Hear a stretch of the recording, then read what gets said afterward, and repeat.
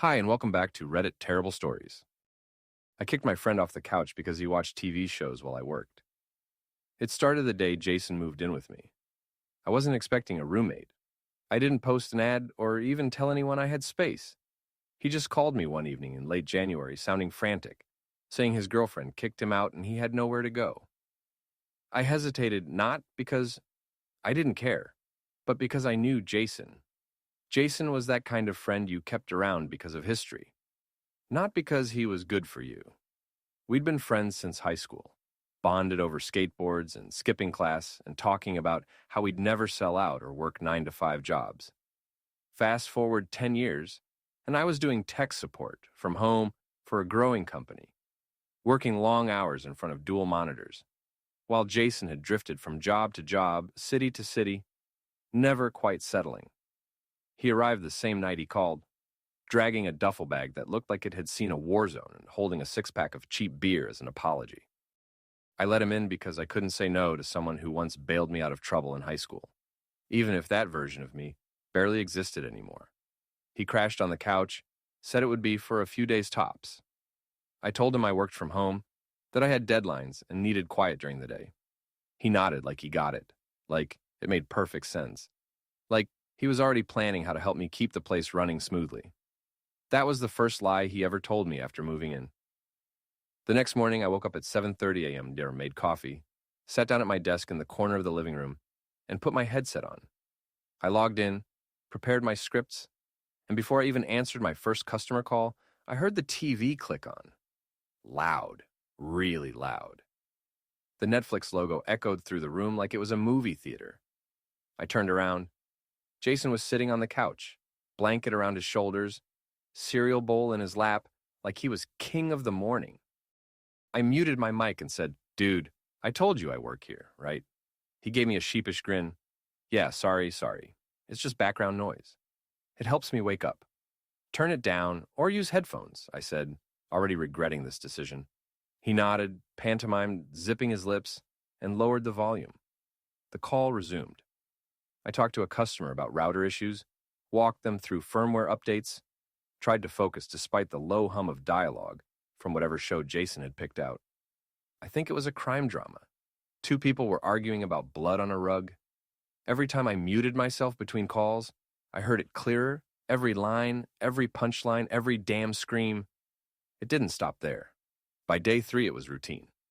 Jason woke up at 9 or 10, sometimes noon, depending on how late he stayed up, binge-watching the night before. He'd shuffle into the living room still wrapped in that blanket. Same cereal bowl, same smug smile like he didn't notice or didn't care. That I was mid-call, trying to sound professional while he cranked up the volume on some anime or sitcom or reality show. It wasn't just annoying, it was humiliating. I'd be guiding some grandmother in Florida through email password recovery, while in the background, someone on screen yelled, "You cheated on me with my cousin?" in a high-definition Dolby surround sound. I asked him to wear headphones. I asked him again. I even bought a cheap pair from the gas station and left them on the couch. He used them once, then claimed they hurt his ears. I started having to mute my mic every 30 seconds.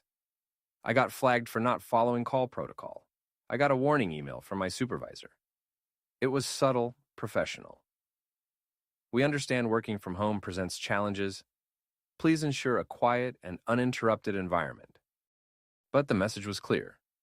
Fix it or lose your job. I confronted Jason that night. I was calm at first. I told him I needed peace to work, that my job was on the line. He raised his hands in surrender and said, Okay, man, I got it. I'll chill. I'll go to the library or something." He did not go to the library. The next morning, he was right back on the couch, watching reruns of some 90s sitcom, laughing like a donkey every 3 minutes. I started working from my bedroom. Less space, no desk, shaky Wi-Fi signal. But at least I didn't have Chandler Bing or Naruto screaming in my ear while I tried to troubleshoot internet outages for half the country. But even that wasn't enough. He started coming in to ask me things during work hours. "Hey man, do we have any more milk? You got an HDMI cable? Do you remember that show where the guy fakes his death with a jet ski?" I'd be mid-call, mic unmuted, and I'd hear, "Bro, you gotta watch this episode," in the background. I snapped one afternoon, told him he was acting like a parasite, that if he couldn't respect my work schedule, he'd have to find another couch to rot on. He acted offended, said I was being dramatic, said I was letting some corporate voice on a screen change who I was. I told him being a responsible adult didn't make me a sellout. It made me someone with rent to pay. He didn't like that. That night, he gave me the silent treatment. I thought maybe, finally, he was reflecting. Maybe I'd gotten through to him. But no. The next morning, I woke up to find my Wi-Fi router unplugged. He decided to rearrange the living room for better energy. He moved the couch, unplugged the router, and managed to spill Red Bull on my surge protector while moving his laptop setup. I stared at the blinking router and the damp floor like it was some kind of horror scene. I wasn't just furious, I was done. I confronted him right there in his new energy-optimized setup and said, flat out, you need to leave. He looked up like I just kicked his puppy. What, bro? I just rearranged things. I didn't know it'd be a big deal. I pointed at the router. You unplugged my life source during business hours. I missed a client call. I'm already on thin ice and now I'm soaked in your energy drink excuses. He stood arms crossed, eyes narrowed. I thought we were friends. I laughed, not because it was funny, but because the audacity was surreal. Friends respect boundaries. Jason, you've been camping in my apartment for 2 months, eating my food, watching TV all day, and now actively sabotaging my work. He scoffed. So what? You want me to be some perfect little robot like you? 9 to 5, dead inside, grinding till your bones rot? I paused. No, I want you to act like an adult. And if that's too much, then yeah, you need to go. He didn't move. He didn't pack. He just sulked and muttered something about capitalist brainwashing. I gave him a deadline, 2 days. He could stay for 2 more nights. Then he had to leave. For real. I even wrote it on a sticky note and stuck it on the fridge like a damn eviction notice. He didn't say anything. He just went back to watching some sci-fi show with the volume on max. Like nothing had changed, like my words were air. The next 48 hours crawled by like molasses. Jason didn't lift a finger to pack. Instead, he doubled down on his passive-aggressive performance. He left empty soda cans in a neat row along the kitchen counter, burned popcorn in the microwave, and walked away from it, blasted anime intros on the TV while I was on Zoom calls, and even set his alarm for 6 a.m. just to hit snooze every 5 minutes from the couch, like it was a performance art piece. I tried to keep calm, tried to stay focused on my deadlines, but the apartment felt like a battleground by then. The tension was thick enough to slice with a butter knife. I didn't want it to come to this. I didn't want to be the bad guy throwing out a friend in hard times. But it was like he was daring me to do it. So I did. On the morning of the 3rd day, I walked into the living room and found him asleep on the couch, surrounded by snack wrappers and cradling the TV remote like it was a teddy bear. I took a deep breath, shook him awake, and said, "Time's up." He groaned, pulled the blanket over his head, and muttered, "It's Sunday. Give me a break." I said, "No, it's Monday, and your time here is officially over." He sat up, hair a mess, eyes bloodshot from whatever show he binged the night before. He looked at me like I was the villain in his personal tragedy. "You're actually kicking me out?" "I gave you a deadline," I said. "You ignored it. You're still pretending this is your vacation home, and I'm your butler." He stood, swaying slightly like he was deciding whether to fight or flee. But then he just muttered, "Fine, I'll go." And for a second, I thought that was it. But of course it wasn't. Jason didn't go quietly. He started packing, but dramatically loud sighs, mutters under his breath, slamming drawers and stomping like a toddler denied candy. I stayed in my room, trying to let him vent without feeding the fire. But then I heard the sound of something falling, a crash. I rushed out and found my bookshelf tipped over, books scattered across the floor. My frame certificate shattered. "Seriously?" I asked. He stood there holding one of my graphic novels, like he'd just discovered it was toxic waste. "You never even read half this stuff. You just like looking smart." I walked over, grabbed the book from him, and pointed at the door. "Get out." He shoved past me and dragged his duffel toward the entrance. His final act of rebellion? He unplugged the TV, threw the remote on the couch, and muttered, Good luck being lonely. I didn't respond, didn't yell, didn't curse him out. I just locked the door behind him and leaned against it, finally exhaling for what felt like the first time in weeks. The silence that followed was deafening and it was glorious. I picked up the mess he left behind, swept the broken glass, and poured myself a cup of coffee. The space already felt different, lighter, mine again. I sat at my desk and opened my laptop. My inbox was still full, my projects still due, but for the first time in months, I wasn't resentful about working. I wasn't distracted by someone else's noise. I was just relieved, and oddly sad too, because even though Jason had turned into a nightmare guest, he was still my friend. Or used to be. The first week without Jason was strange. The apartment felt too quiet at times, like the silence had grown legs and was pacing beside me. I didn't miss the mess or the late-night binge sessions or the tense energy, but I did catch myself glancing toward the couch more than once, half expecting to see him there, mouth open, head tilted back, laughing at some dumb sitcom. I filled the space with music, then podcasts, then nothing at all. Eventually, I started to enjoy the stillness. Work flowed better. My sleep improved. My fridge finally stayed stocked. I even caught up on all my overdue edits and got a surprise bonus from my boss for the fastest turnaround I'd ever delivered. Yet every now and then I thought about texting him. Not to apologize, but to check in. See if he was okay. But I didn't. I told myself it wasn't my job anymore. Then about 10 days after he left, my phone buzzed. A number I didn't recognize. No message, just a missed call. A minute later, another buzz. This time it was a text. "Hey, it's Jason. Can we talk?" I stared at the screen for a long time. My first instinct was to ignore it. My second was to laugh and drop the phone in a bowl of rice just in case it caught his energy. But my third? That one was curiosity. So I replied, "About what?" His answer came back almost instantly. "About everything. I think I owe you an apology." That made me pause. I wasn't sure if it was real remorse or just another manipulation, but I agreed to meet him anyway. Public place, coffee shop, daytime. So if he tried anything dramatic, at least there'd be witnesses. We met at a cafe 2 blocks from my place. I got there early, ordered a black coffee, and picked a corner table near the window. Jason walked in 5 minutes later, looking different. Not worse, just worn out. Less swagger, more caution. His clothes were clean but wrinkled, his hair unstyled for once. He spotted me, raised a tentative hand, and walked over without his usual bounce. He sat down slowly, like he wasn't sure if the chair would accept him or not. "Hey," he said. I nodded back. "Hey." For a few seconds, we just sat there. The silence between us wasn't comfortable, but it wasn't hostile either. He finally cleared his throat. "So, I messed up. I know that." I didn't say anything. I wanted to see where he'd go with it. "I was a terrible guest. I took advantage of your kindness. I trashed your place. I treated your work like it didn't matter. And worst of all, I acted like a victim when you kicked me out." I raised an eyebrow at that. He noticed and gave a small, humorless laugh. Okay, maybe not worst of all, but yeah, I was a dick. I sipped my coffee and waited. He looked down at his hands.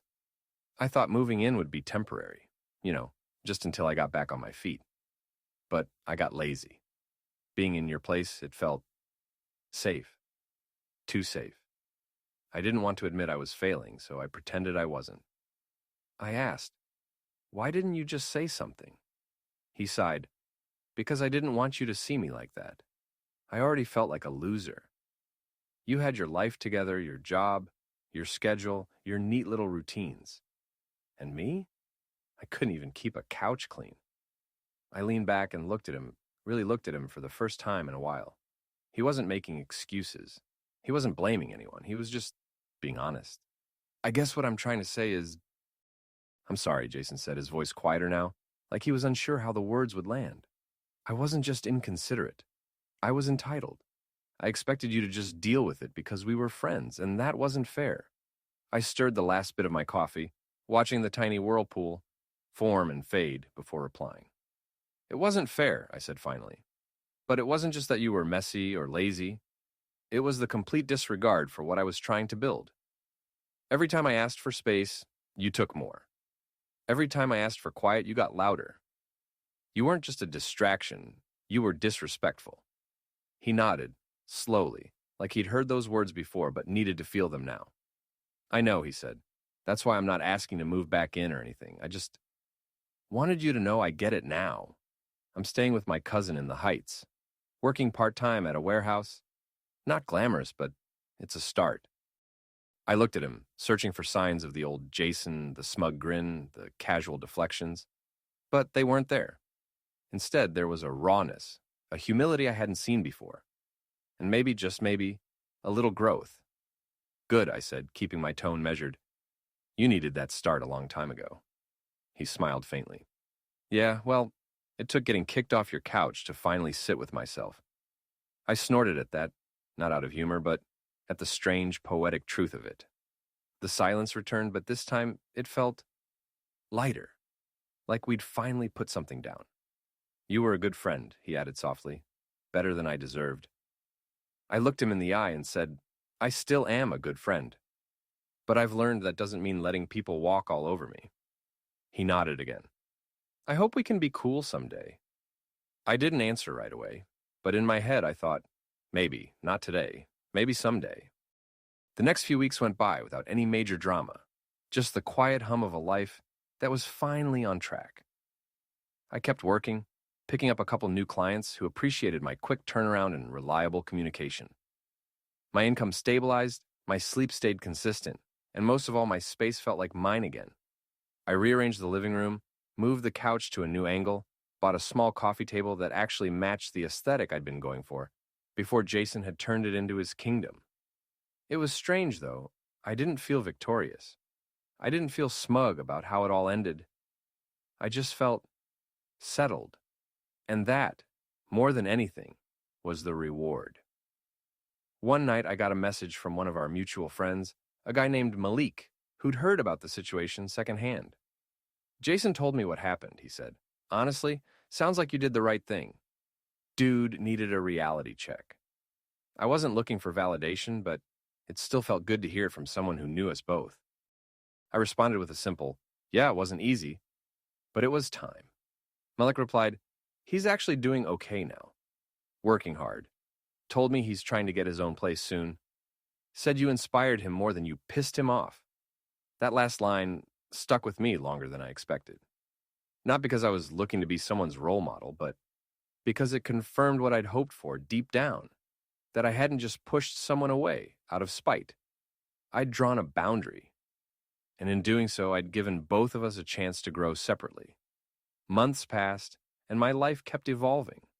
I upgraded my workspace, bought a real desk with an ergonomic chair instead of working from the kitchen table. I started waking up with a sense of direction, not dread. My weekends were no longer spent quietly fuming over someone else's crumbs or loud laugh tracks. I even got back into hosting on my terms. This time, I invited friends over for movie nights, dinners, and board game sessions. People came, respected the space, left when the night was done. No drama, no tension. And slowly I stopped thinking about Jason every time I looked at the couch. One day as I was dusting some shelves, my phone buzzed. It was a photo from Jason. He was standing in front of a small apartment building, keys in hand, grinning like a kid, who just won something precious. Caption: first place that's mine. Mine alone. Thanks for the push, man. I stared at it for a long moment, not sure how to feel. Part of me smiled, he'd really done it. The other part, the one that still remembered the passive-aggressive sighs and non-stop sitcom laughter, just nodded to itself. Yeah, you earned that push too, I replied simply. Proud of you. Manage it well. He hearted the message, and that was that. No awkward attempt to rekindle a friendship. No false promises about hanging out again. It was a quiet acknowledgement that we'd both move forward, and that was enough. The couch now belonged to no one but me. And in reclaiming my space, I'd reclaimed far more than just a piece of furniture. I'd reclaimed peace, independence, and a reminder that setting boundaries isn't cruel. It's necessary.